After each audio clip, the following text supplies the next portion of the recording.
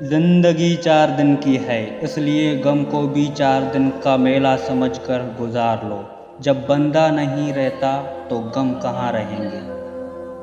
بعض لوگ خاموشیاں پڑھ لیتے ہیں اور بعض الفاظ بھی نہیں سمجھ پاتے۔ کسی کے ہاتھ میں خالی برتن دیکھ کر یہ مت سمجھو کہ وہ مانگنے آیا ہے، ہو سکتا ہے وہ اپنا سب کچھ بانٹ کر آیا ہو۔ اگر کسی کو نصیحت کرنی ہے تو پھر نصیحت کرو، نہ کہ شرمندہ۔ ہمیشہ میٹھے الفاظ بولو تاکہ اگر کبھی زندگی میں تمہیں واپسی لینے پڑیں تو کڑوے نہ لگیں۔ اور لوگوں کے چہرے پر مت جاؤ، چہرے سے بڑا کوئی نقاب نہیں۔ بار بار آنسو صاف کرنے کے بجائے ایک بار ہمت کر کے اپنی زندگی کو انہی سے صاف کر لو جو ان آنسو کی وجہ بنتے ہیں۔ لوگوں سے مذاق نہ کرو، اس سے ذلیل ہو جاؤ گے۔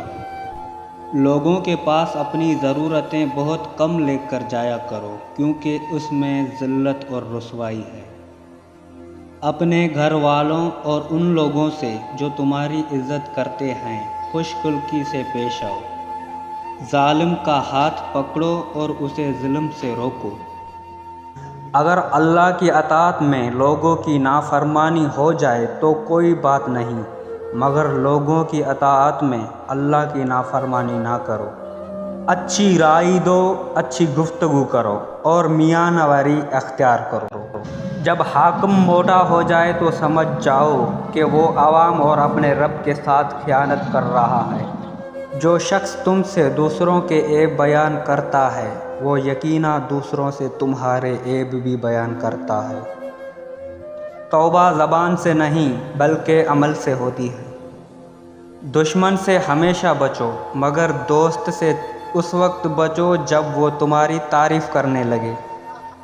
نظر اس وقت تک پاک رہتی ہے جب تک جھکی رہے۔ کسی سے نیکی کرتے وقت بدلے کی توقع نہ رکھو، کیونکہ اچھائی کا بدلہ انسان نہیں خدا دیتا ہے۔ درویش جو کچھ کہتا ہے اور حقیقت وہ اس سے بلند ہوتا ہے، اور عالم جو کچھ کہتا ہے وہ اس سے کم درجے کا ہوتا ہے۔ جس رات تمہیں نیند نہ آ رہی ہو تو سمجھ لو بہت جلد تمہیں دولت ملنے والی ہے۔ لوگوں سے مل جل اور تعارف کم رکھو۔ میرا غالب گمان یہی ہے کہ تجھے جو تکلیف اور ایذا پہنچی ہوگی وہ کسی واقف کار ہی سے پہنچی ہوگی۔ اگر ہماری یہ ویڈیو آپ کو پسند آئی ہے تو پلیز ہمارے چینل کو سبسکرائب کریں۔